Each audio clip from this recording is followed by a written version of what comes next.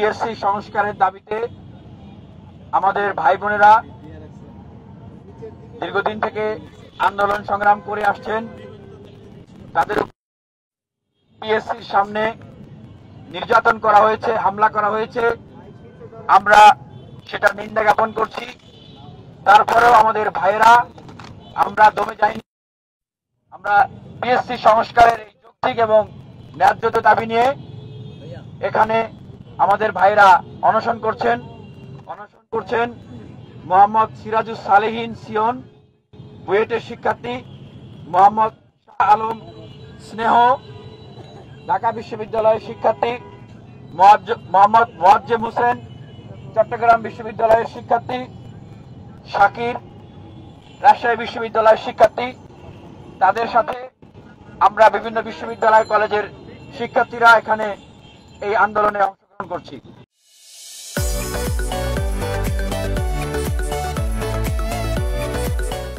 আজকে আপনারা দেখেছেন পিএসসিতে আমাদের মাননীয় উনি সংবাদ সম্মেলন করেছেন। আমাদের আন্দোলন এবং দাবির প্রেক্ষিতে উনি সেখানে বক্তব্য রেখেছেন। আমরা শুরুতেই বলতে চাই, আসন্ন 46তম বিসিএস এ যারা প্রিলিতে সেই আবেদের কাছ থেকে প্রশ্ন ফাঁস করে প্রশ্ন কিনে যারা রিটেনে উত্তীর্ণ হয়েছেন, সেই আবেদ এখনো জেলখানায়, তারা কিভাবে 8 তারিখে রিটেনে বসবে? তাহলে আমরা দাবি জানাই, আবেদ গংরা যদি রিটেনে বসতে পারে, তাহলে এই নামাজি ব্যক্তি পীর সাহেব তাকে যেন জেল থেকে মুক্ত করে দেওয়া হয়। আমরা তাহলে আর আবেদের বিরুদ্ধে কোনো আন্দোলন করব না। প্রশ্ন ফাঁসের সাথে যারা জড়িত, প্রশ্ন কিনেছে, পিএসসিতে এখনো অবস্থান করছে, প্রশ্ন ফাঁসের সাথে জড়িত, তাদের বিরুদ্ধে কোনো আন্দোলন করব না। আমাদের আন্দোলন হবে পিএসসি চেয়ারম্যান এবং সচিবের বিরুদ্ধে। প্রিয় সাংবাদিক ভাইরা, আমাদের ছাত্র ভাই বন্ধুরা তারা উদ্বিগ্ন, কারণ এই প্রশ্ন ফাঁসকারীরা তাদেরকে বহিষ্কার না করে এবং 46তম যে বিসিএস সেটি নিয়ে ভবিষ্যতে কোনো প্রশ্ন উঠবে না, সেটার কোনো নিশ্চয়তা প্রদান না করে এভাবে যদি এই বিসিএসটা নেওয়া হয়, তাহলে আমরা দেখেছি 27তম বিসিএস কে কিন্তু বাতিল করে দেওয়া হয়েছে। ঠিক 2018 সালে কোটা সংস্কারের প্রজ্ঞাপন ষড়যন্ত্র করা হয়েছে। সুতরাং আমরা জানি না এই যে 46তম বিসিএস, এটাতে যারা প্রশ্ন এখনো যাদেরকে বহিষ্কার করা হয় নাই, রিটেন ভাইবা চাকরি হয়ে যাবে। পরবর্তীতে এটা যে আসলে ভবিষ্যতে বাতিল করার একটা ষড়যন্ত্র কিনা সেটা আমরা প্রশ্রয় দিচ্ছে পিএসসি থেকে। তাদেরকে ধরে এনে রাজমের যদি আউটপুট না থাকে, তাহলে সেই পরিশ্রম করে লাভ কি? আপনারা সদস্য এখন আছেন, আমরা সরকারকে বলবো সেই সদস্য সংখ্যা বৃদ্ধি করে 25 অথবা 30 জন করা হোক। তাদেরকে এত পরিশ্রম করে এত কাজ করতে হবে না, সদস্য বাড়িয়ে দেন। আর আমরা দেখেছিলাম 6 জন চিহ্নিত আওয়ামী লীগের দোসরকে নিয়োগ দেওয়া হয়েছিল সরকার থেকে, পরবর্তীতে তাদেরকে সেখান থেকে প্রত্যাহার করা হয়।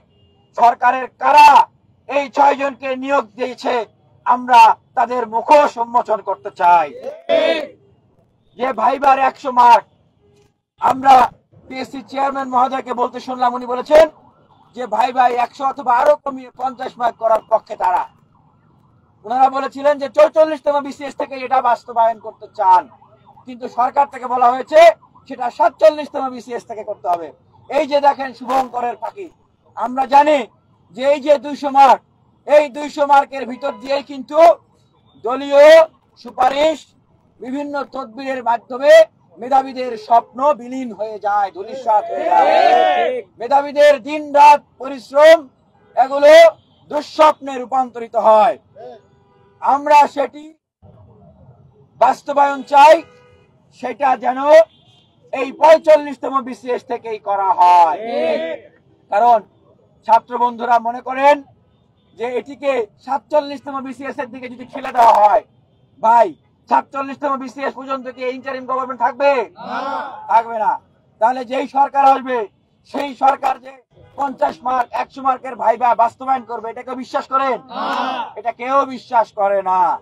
প্রিয় ভাইরা, নন ক্যাডারের বিষয়ে আমাদের চেয়ারম্যান মহোদয় বললেন যে নন ক্যাডার এইটা উনি জনপ্রশাসনে সুপারিশ পাঠাচ্ছেন যেন বেশি বেশি নন ক্যাডারের চাহিদা এটা পিএসসি কে দেওয়া হয়, কিন্তু জনপ্রশাসন সেটা নিয়ে সেভাবে আগাচ্ছেন না কেন? ওই যে আবার আমাদের মনে প্রশ্ন, জনপ্রশাসনে তো ভূত আছে, যেই ভূতেরা ফেসিবাদের দোসরদেরকে পিএসসি তে পাঠায়, সেই ভূতেরা 100 মার্ক বা 50 মার্ক যেমন 44 থেকে বাস্তবায়ন, সেই ভূতেরা ঠিক একইভাবে নন ক্যাডারের যে কালো বিধি আওয়ামী লীগের সময় করা হয়েছিল সেটাকেও তারা বাস্তবায়ন হতে দিতে চায় না।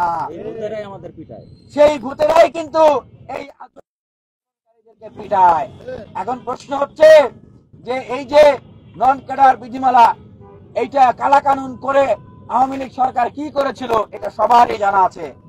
এই ছাত্রলীগের ক্যাডার যারা বিভিন্ন সময় আক্রমণ করেছে, মানুষের উপর অত্যাচার করেছে, ফ্যাসিবাদকে প্রতিষ্ঠিত করেছে, সহযোগিতা করেছে, তাদেরকে দলীয় বিবেচনায় তারা পুলিশ বানিয়েছে, প্রশাসনে ঢুকিয়েছে, বিভিন্ন গুরুত্বপূর্ণ জায়গায় তাদেরকে ঢুকিয়েছে।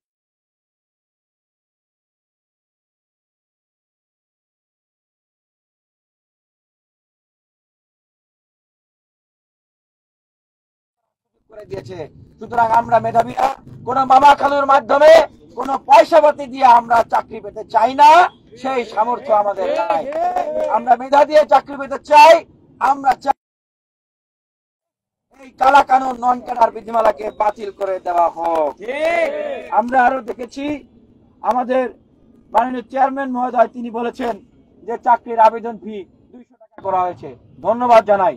ছাত্রদের দাবি যে পরীক্ষার লিখিত রিটেন হারিয়ে যায় সেই খাতা, সেটা যেন পিএসসি এর ভিতরেই না হয়, ওরা যেন আরো 500-1000 টাকা ছাত্ররা বাড়িয়ে দিবে। দিবেন? আপনারা দিবেন? ছাত্ররা দিতে রাজি আছে। মার্কশিট তুলতে আরো 1000 টাকা লাগে। মার্কশিট তুলতে কেন? পুরোপুরি অযৌক্তিক। আমাদের ছাত্র বন্ধুরা যেটা বলছেন যে ভেরিফিকেশনের নামে ইতিপূর্বে হয়রানি করা হয়েছে, যে তোর বাপ জামাত করে, তোর বাপ বিএনপি করে, তোর বাপ সরকারের বিরুদ্ধে কথা বলে, তুই চাকরি পাবি না। আবার বিভিন্ন সময় দেখা যাইতো যে এগুলো করে যে তুই সরকারের বিরুদ্ধে অ্যাক্টিভিজম করস, তুই সরকারের বিরুদ্ধে আন্দোলন করস, তোরে চাকরি দেওয়া যাবে না। এইভাবে করে অসংখ্য মেধাবী আমাদের ভাই বোনদেরকে দেশের সেবা করার জায়গা থেকে বঞ্চিত করা হয়েছে।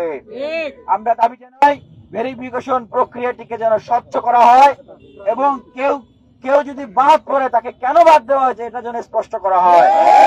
এবং আজকে আমরা ভয়ঙ্কর একটা কথা শুনলাম। সেই ভয়ঙ্কর কথা কি? যে প্রাক বাছাই প্রক্রিয়া করবে। আচ্ছা ভাই, আমরা কি কেউ প্রাক যাচাই প্রক্রিয়ার জন্য আবেদন করেছি? দাবি জানিয়েছি? স্পষ্ট ভাবে বলছে যে ঠিক এই যে পলিসি প্রক্রিয়াটা, এটা ওই যে ফ্যাসিবাদের ভূত, সেই ফ্যাসিবাদের ভূতদের এইটা দেওয়া একটা প্রক্রিয়া। প্রাক বাছাই প্রক্রিয়া যদি দেওয়া হয় তাহলে দেখা যাবে যে কেউ ফিরিয়ে দিছে, রিটেন দিছে, অটোমেটিক বাদ পড়তেছে। কেন বাদ পড়তেছে সে নিজেও জানে না, কারণ আমরা তো বিগত সময় এগুলোর অভিজ্ঞতা পেয়েছি। বাদ পড়লে বুঝতে পারে যে কিরে আমি রিটেন পর্যন্ত উত্তীর্ণ হয়েছি, বাদ পড়ছি কেন। প্রাক যাচাই প্রক্রিয়া তৈরি হলে সেখানে যাদেরকে ভালো লাগবে না, পছন্দ হবে না, তাদেরকে সুকৌশলে আগেই বাদ দিয়ে দেওয়া হবে। আমরা এই বলার ফাঁস পুরোপুরি বিরুদ্ধে না, শিক্ষার্থীরা সবাই এটার বিরুদ্ধে, শিক্ষার্থীরা এটাকে প্রত্যাখ্যান করছি।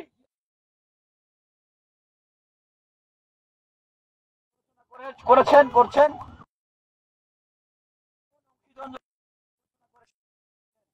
যে ওনাদের সিদ্ধান্তগুলো আসলে বাস্তবসম্মত হচ্ছে না, যে কারণে আমাদের ভাইরা আন্দোলনের দাবি নিয়ে গেলে, যৌক্তিক দাবি নিয়ে গেলে তাদেরকে পেটানো হয়, আঙ্গুল ভেঙে দেওয়া হয়, হাত ভেঙে দেওয়া হয়। এই অংশীদ্বন্দ্বের সাথে আলোচনা করে পিএসসির ভবিষ্যৎ রোডম্যাপ, ভবিষ্যৎ পরিকল্পনা মাস্টার ক্যালেন্ডার সেই সমস্ত বিষয়ে প্রণয়ন করতে হবে। আমরা দেখেছি পদের অপচয় রোধে একটি প্রস্তাবনা প্রদান করা আছে এই 8 দফায়। সে বিষয়ে আমাদের চেয়ারম্যান মহোদয় বলেছেন যে এটিকে ওনারা বাস্তবায়ন করবেন, যে ভাইবার আগে যেন ক্যাডার চয়েসের ব্যবস্থাটা থাকে। আমরা এই জন্য ওনাকে ধন্যবাদ প্রদান করি এবং 44তম বিসিএস এ এটাকে রিসাবল করার জন্য এখন সুযোগ দেওয়া হয়। আর পাশাপাশি আমরা আরো বলতে চাই, আমাদের যে আন্দোলন চলছে পিএসসি সংস্কারের আন্দোলন, এটি অত্যন্ত যৌক্তিক আন্দোলন এবং ন্যায্য আন্দোলন। আমরা সেই 18 সালে কোটা সংস্কার আন্দোলন করেছিলাম, তখন বলেছি একটা মেধাভিত্তিক বাংলাদেশ গঠন করতে হলে কোটাকে সংস্কার করতে হবে, কারণ তখন এই 56% কোটার নামে সেখানে বিশেষ গোষ্ঠীকে দলীয় বিবেচনায় বিভিন্ন বিবেচনায় নিয়োগ দেওয়া হতো। আমরা 24 কোটা সংস্কার আন্দোলনের কথা বলেছি, কিন্তু 24-এর গণ অভ্যুত্থানের পরে আমরা এখন রাষ্ট্র সংস্কারের আলোচনা শুনছি, নির্বাচনের আলোচনা শুনছি, রাজনৈতিক দলগুলো এগুলো নিয়ে কথা বলছে, কিন্তু পিএসসি সংস্কারের বিষয়ে কেউ কথা বলে না। কেউ কথা বলে ভাই? বেকারদের এই নিয়োগ প্রক্রিয়াগুলো কিভাবে সহজ হবে বিষয়ে কেউ কোনো কথা বলে না। সরকার কিভাবে বেকার বান্ধব হবে, এই যে বেকাররা রয়েছে, শিক্ষিত তরুণরা আছে, কিভাবে তাদের কর্মের ব্যবস্থা হবে, এটি নিয়ে কারো কোনো মাথা কর্মসূচি নাই। সেই জায়গাতে আমরা বলতে চাই, যেই তরুণদের আন্দোলনে আজকে গণ অভ্যুত্থান হলো, সেই তরুণদেরকে আপনারা, সেই তরুণদেরকে বাংলাদেশে কখনো কোন ধরনের সংস্কার পরিবর্তন হতে পারে না। সেই তরুণদেরকে উপেক্ষা করে, সেই বিশ্ববিদ্যালয় কলেজের ছাত্রদেরকে উপেক্ষা করে বাংলাদেশ কখনো আগাতে পারে না, পারবে না।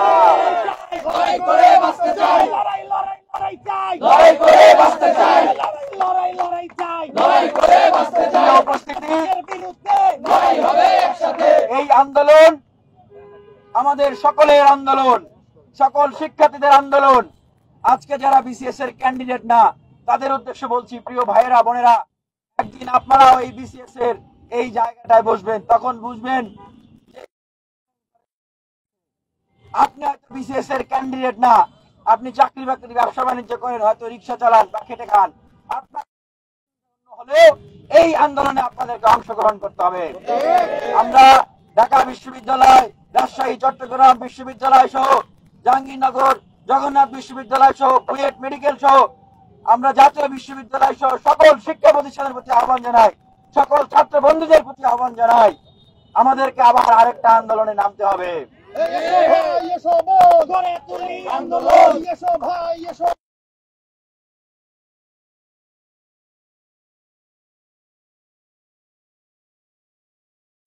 করতে করতে করতে করতে আমরা গণ অভ্যুত্থান করেছি, সরকারকে ফেলে দিয়েছি, ফ্যাসিবাদকে মুক্ত করেছি, কিন্তু তারপরেও আমরা দেখছি যেই দাবি 7-8 মাস অটোমেটিকলি এই সময়ের ভিতরে আদায় হয়ে যাওয়ার কথা, সেই দাবি কারা আদায় করতে দিচ্ছে না।